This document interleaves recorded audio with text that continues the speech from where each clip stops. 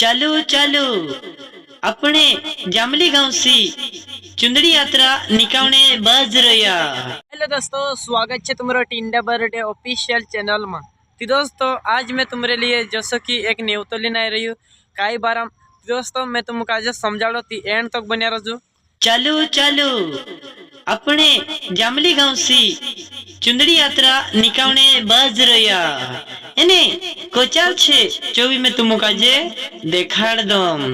तो दोस्तों आने वाली 8 तारीख वेगा वेगा आपनो काजे आवनो छे।